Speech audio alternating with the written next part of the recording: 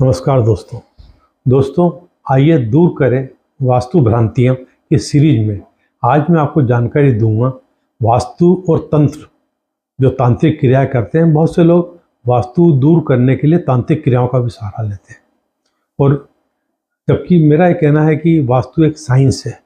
इसमें धर्म, तंत्र, मंत्र, पूजा पाठ इसकी कोई उपयोगिता नहीं है।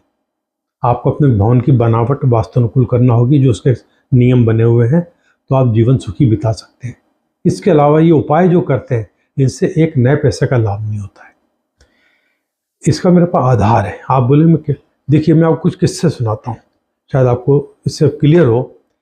एक सीरियल आया था 2013 में जी टीवी पर, एक नई पहचान। पहली बार जानी मानी अभिनेत्री पूनम ढिल्लों ने उस टीवी सीरियल में काम किया था, और उसमें बाद में पद्मिनी कोल्हापुरी भी आई थी। इस सीरियल के ख़त्म होते 180 एपिसोड का सीरियल था, आखिरी 20 एक एपिसोड में पद्मिनी कोल्हापुरी भी आई थी। वो शायद पहली बार ही किसी टीवी सीरियल में आई थी। बहुत बड़ी बात थी कि एक बड़ी एक्ट्रेस एक टीवी सीरियल में आ रही है। ये जो सेट मिला था, इसका वास्तु मैंने किया था। तो ये सेट क्या, सोनी वालों का एक शो चल रहा था जो बहुत जल्दी बदतमीजी की मैंने पिट गया था बुरी तरह से। 30-40 एपिसोड में वो शो बंद करना पड़ा था, और वो सेट तैयार था, बहुत पैसा लगा हुआ था। तो उनका एक कहना था, नॉर्मली आज का हो रहा है ज़्यादातर, कि फ्रिक्शन में होता है, रियलिटी शो में तो पॉसिबल नहीं होता है। जो बिग बॉस हुआ, कॉमेडी सर्कस हुआ, जैसे लाफ्टर शेफ अभी आ रहा है, तो सीजन बदलता है तो पूरा सेट बदलता है, पूरा सेट टूटता है, नया सेट लगता है ताकि नयापन दिखे। बहुत महंगा पड़ते हैं सेट। पर फ्रिक्शन में कोशिश की जाती, होता क्या है, कहानी होती है, दो परिवार होते हैं, एक परिवार होता है, बच्चे होते हैं, है ना, हीरो हीरोइन होते हैं, उनके घर होते हैं, माँ बाप के घर, कमरे होते हैं, इस तरीके से होता है। उसमें थोड़ा बहुत चेंज कर दो, नयापन दिखने लगता है। तो उसको रीडू करना पड़ा था कि भाई इसी पुराने सेट को तैयार कर लो। अब हुआ ये कि वो सेट तो उसका वास्तु बहुत ख़राब था, वो बहुत जल्दी शो पिट गया था। तो मेरे जो प्रोडक्शन हाउस था वो था जय प्रोडक्शन।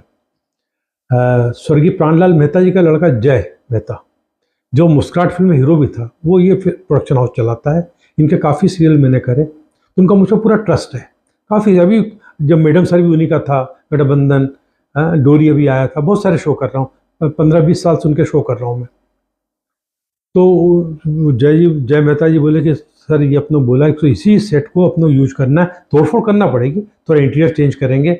अब हुआ ये था कि उस सेट में जो था उसके अंदर वास्तु दोष थे। वो जो बंदा था, जो पहले जो प्रोडक्शन हाउस था, उस आदमी ने उस सेट के एक तरफ ओपन एरिया में एक कमरा बना रखा था, वहाँ पर तंत्र क्रिया कर रहे थे वो लोग। बोले साहब कि ये जो प्रोडक्शन हाउस वाले, इनका रियल ब्रदर हरिद्वार होता है, और वो तांत्रिक है बहुत बड़ा, और वो यहाँ पर तंत्र क्रिया कर रहा है कि ताकि ये शो बहुत अच्छा जाए, बहुत सफल रहे। पहले दिन से कर रहा था वो, रोजाना रात, मतलब वो तंत्र क्रिया चलती रहती थी, अग्नि जलती रहती थी, और तांत्रिक क्रियाएं करते रहते थे, और कुछ नहीं हुआ। मुझे याद नहीं आ रहा, वो 20-25 बहुत बुरी तरह से पिटा था। जब मैंने देखा तो मैंने उनसे कहा कि देखिए, इससे एक नए पैसे का लाभ नहीं होगा, आप अपने हिसाब से करेंगे। उनको मुझ पर ट्रस्ट था, तो मैंने पूरा उखड़ा दिया उनका। वो मैंने, आप नॉर्मल जब अपन पूजा करते हैं, जब कोई चीज़ प्रारंभ करते हैं, गणेश जी की पूजा करते हैं नॉर्मली, जब कब नया शो स्टार्ट होता है तो एक नारियल फोड़ा जाता है, गणेश जी की आरती की जाती है, पंडित आके कर देता है, और फिर बस शुरू हो जाता है। नॉर्मल आप पूजा करिए, दिक्कत नहीं है, पर कोई तंत्र क्रिया नहीं होगी, आप अपने हिसाब से करेंगे। मैंने सेट को रीडू करा, पूरा प्रॉपर करा, उसके वास्तु दोष दूर करे, उसका फ्लोर लेवल ठीक करा, ओपन एरिया का सब कुछ, और वो शो बहुत अच्छा गया। तो तंत्र से कोई फायदा नहीं हुआ। इसी प्रकार मैं तांत्रिक क्रियाओं में बैठ भी चुका हूँ। एक बार मथुरा के शमशान घाट पे एक रात बैठा था मैं एक तांत्रिक के साथ। उज्जैन में बहुत ज़्यादा होते हैं कि अमावस्या की रात को जो दिवाली के अंदर आती है, जो श्राद्ध खत्म, उस वक्त यहाँ पर भी उज्जैन में भी शमशान घाट पे बहुत तांत्रिक क्रिया करने लोग आए रहते हैं, पेपरों में आता रहता है। और अब तो बंद हो गया, पहले जब तंत्र के ऊपर जो सीरियल बनते थे, जी टीवी और अलग अलग टीवी चैनल पर बताते थे, उसमें बहुत बार आ चुका उसके बारे में। वो टोटल फ्रॉड है। 2 बार मैं उस क्रियाओं में जाके बैठ चुका हूँ। कुछ नहीं, सब नाटकबाजी होती है, ठीक है ना। और वो जब उनको शूट करना होता तो हुआ करवाते हैं, बोलते हैं सब क्लिप, मज़ा नहीं आया, थोड़ा और जोर से करिए, ठीक है ना, फुटेज ढंग से नहीं आ रही है। तो इस तरीके से होता है। और तंत्र से एक नए पैसे का फ़ायदा नहीं होता है। वो सब फालतू की बातें थी, मैंने सब महसूस किया है, देखा है। ऐसे मेरे 2 परिचित मित्र थे, जो एक सम्मेलन में आते थे, मेरे परिचय हो गया उनके। अच्छा, उनको जब पता लगा और जब उनको मेरे बारे में जानकारी मिली तो बोलने लगे, सर हमारे घर में बहुत प्रॉब्लम है, तो आप हमारा जो है घर का वास्तु देखिए। मैंने उन दोनों तांत्रिक लोगों के घर का वास्तु जाके देखा था। एक की समस्या थी उसकी बिटिया को लेकर, और कि वो अफेयर में थी और चक्कर चल रहा था। दूसरे की बिटिया की शादी नहीं हो रही थी, तो दूसरे सज्जन कहते हैं, सर मेरी वाइफ बेटी बोलती है कि आप तंत्र की क्रिया करते थे, सब कुछ बातें करते हो, घर के तो हाल बुरे चल रहे हैं, मेरी शादी नहीं हो रही, 33 साल की हो रही हूँ मैं, मेरी शादी के ठिकाने नहीं, दूसरों की बातें करते हो।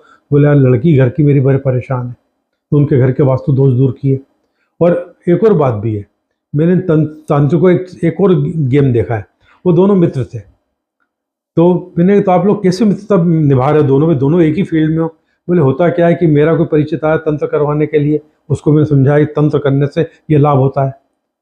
अब मैं उससे पैसे ले नहीं सकता, मेरा परिचय थे। बोलता हूँ देखो यार, तुम्हारा मामला ऐसा है कि ये जो है ना, मेरे से ज़्यादा वो ज़्यादा जानकार है, आप उससे जाके करवा लो, वो परफेक्टली इसको ठीक कर देगा, आपकी समस्या का समाधान कर देगा। वो जो इस लाइन का एक्सपर्ट है, वो उसको इसकी तंत्र क्रिया बहुत अच्छी आती है। तो क्या था, वो आदमी उससे पूरे पैसे वसूल कर लेता, बल्कि ज़्यादा वसूल कर लेता। इसी प्रकार वो भी ऐसा ही करता था, उसके पैसा को परिचित आ जाए वो इसके पास भेज देता था, और दोनों खुद दुखी थे। ठीक है ना, खुद उनने अपने वास्तु मुझसे करवाए। अब आता है कि जिक्र करूँगा मैं आज चंद्रा स्वामी जी का। अब चंद्रा स्वामी जी वो व्यक्ति हैं, मेरा एक आर्टिकल, मेरी जो किताब है एक वास्तु की, धार्मिक ऐतिहासिक स्थलों और पर वास्तु के प्रभाव पर, मेरा एक आर्टिकल उसके अंदर तांत्रिक चंद्रा स्वामी के ऊपर, और जो मैंने उसमें थोड़ा लिखा, फिर आपको और जानकारी भी दूंगा। एक समय देश की राजनीति पर गहरा असर रखने वाले काली माँ के भक्त तांत्रिक चंद्रा स्वामी की पहचान पूर्व प्रधानमंत्री दिवंगत पीवी नरसिंह राव के आध्यात्मिक गुरु के तौर पर थी।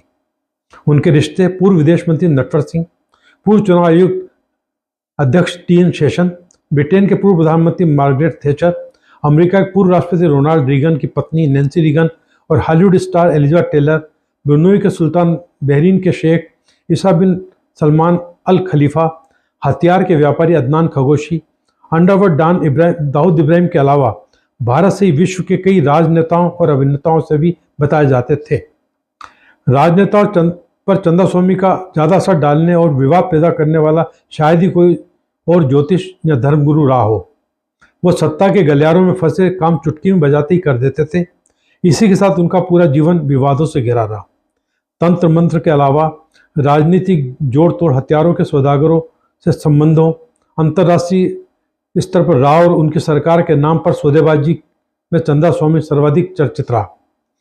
1991 में राव के प्रधानमंत्री बनने के तुरंत बाद चंद्रा स्वामी ने दिल्ली के कुतुब इंस्टीट्यूशनल एरिया में विश्व धर्मायतन संस्थान के नाम से बड़ा एक आश्रम बनाया। कहा जाता है इस आश्रम की जमीन इंदिरा गांधी जी ने दी थी। ठीक है ना। और चंद्रा स्वामी पर राजीव गांधी के हत्यारों को वित्तीय मदद करने के आरोप भी लगे थे।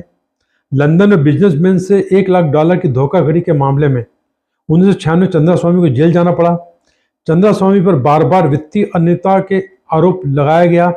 उनके ऊपर विदेशी मुद्रा उल्लंघन और फेरा के आधा दर्जन से ज़्यादा मामले चल रहे थे।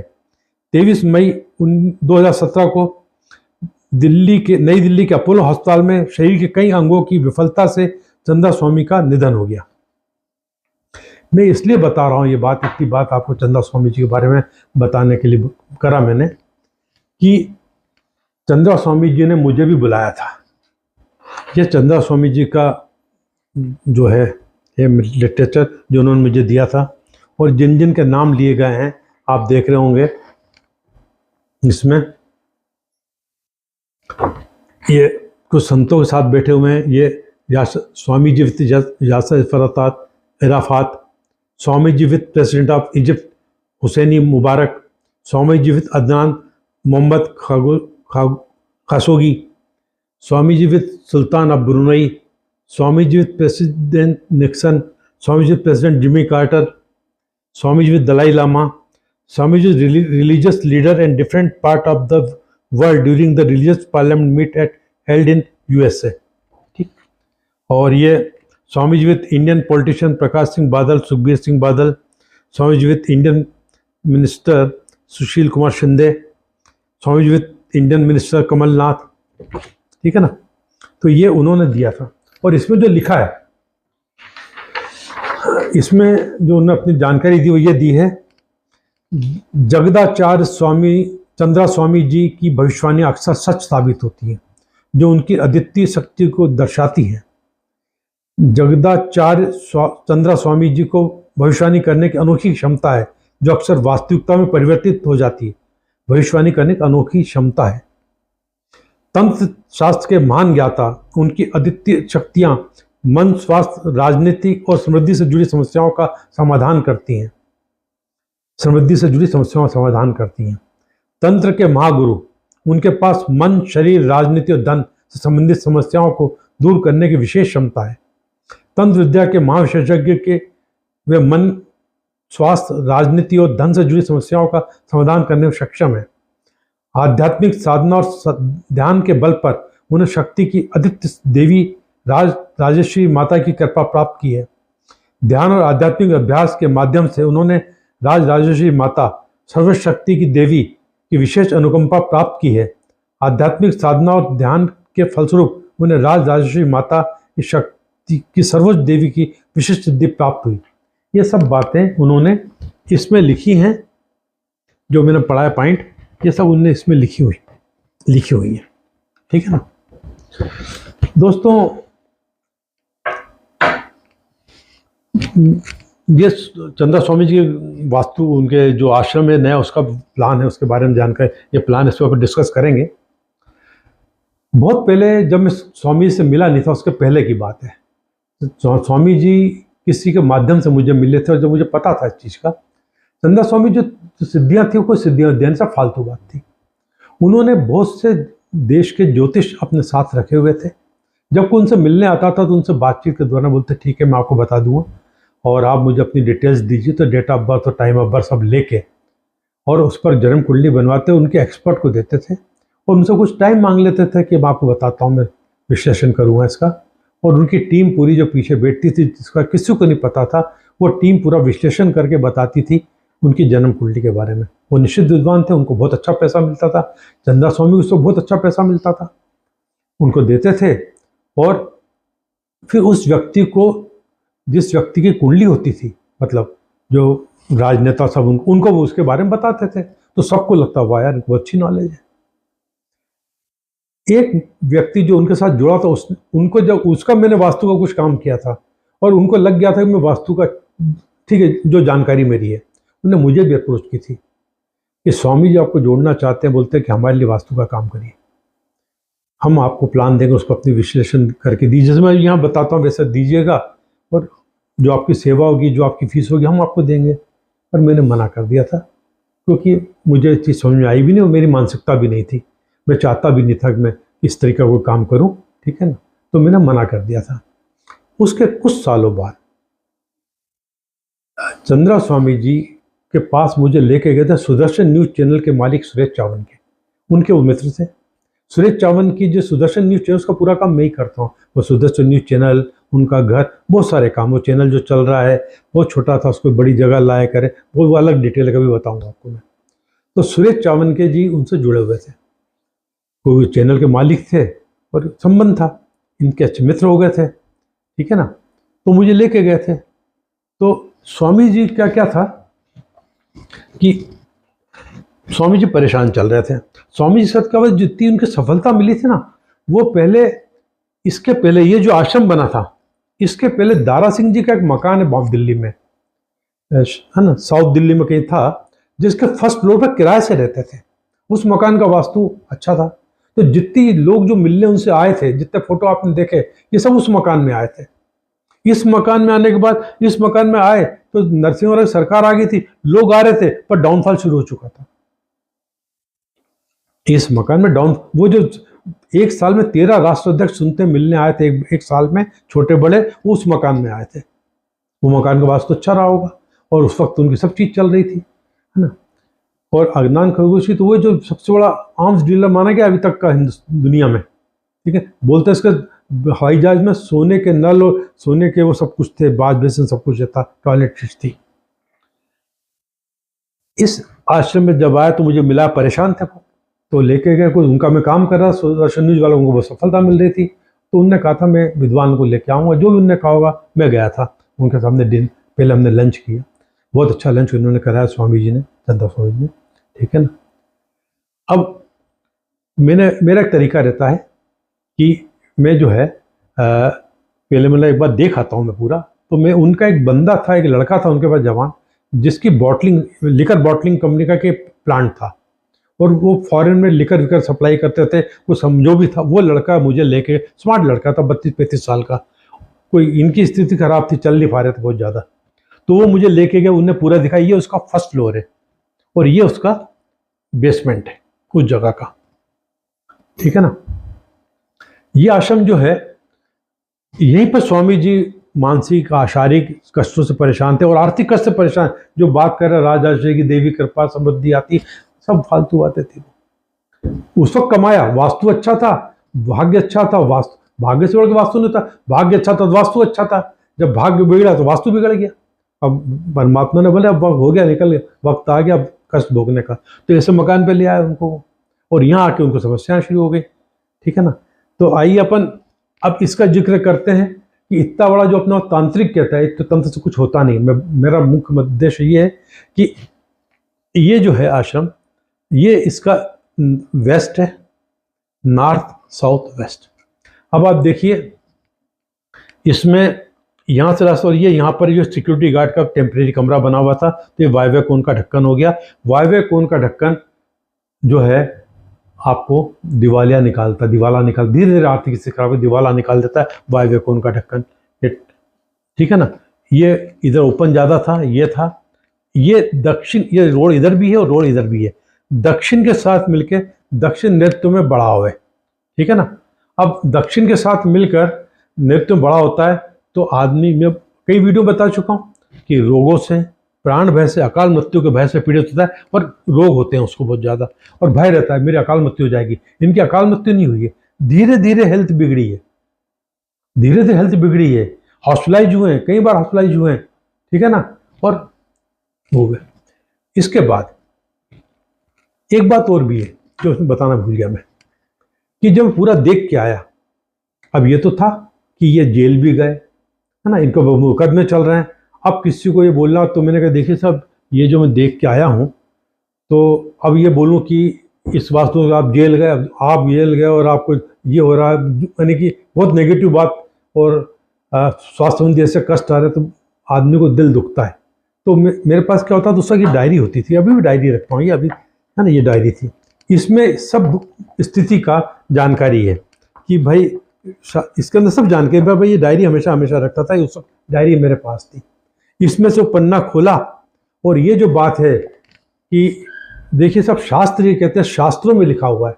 अब आदमी को क्या लगता है कि बुरा नहीं लगता, बात तो कहनी जो मुझे कहनी है, पर ये किस तरह कही मैंने कि सच्चाई भी है, शास्त्रों में लिखा हुआ है, पर बोल दूं इस घर का वास्तु ऐसा है, या अकाल मृत्यु हो सकती है, तो उसका क्या होता है कि आदमी बोलता है कैसी बात कर रहा भाई, ये बोलता हूँ तो शास्त्रों में लिखा है जी कि ऐसे जब बढ़ाव आता है तो वहाँ पर रोग होते हैं, प्राण भय होता है, अकाल मृत्यु की जो है भय से पीड़ित होता आदमी, भय से पीड़ित थे, ठीक है ना। तो वो मुझसे बोलते हैं, नहीं जो बता रहा हूँ यही तरीका, मुझे निकालो यहाँ से, मेरे को बचाओ यहाँ से, ये मैं गलत नहीं बोल रहा हूँ, ऐसे ही करा था उन्होंने।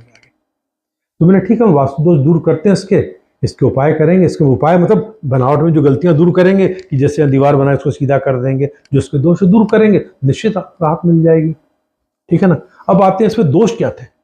देखिए ये बेसमेंट है, बेसमेंट दुनिया में 95% गलत बनते हैं, जितने बड़े बड़े माल पेट रहे हैं ना, बेसमेंट के कारण बेसमेंट गलत बनते हैं। तो ये बेसमेंट में जो है, पॉइंट नोट कर रहे हैं क्या क्या चाहिए बेसमेंट क्या है। तो ये देखिए यहाँ पर बदल गई स्थिति है ना, यहाँ ईस्ट ये है, और ये वेस्ट है, ये नॉर्थ है, और ये साउथ है ना। तो ये बेसमेंट में आप देखेंगे ईस्ट और नॉर्थ। अब यहाँ पर देखिए दीवार मोटी है, दीवार पतली है।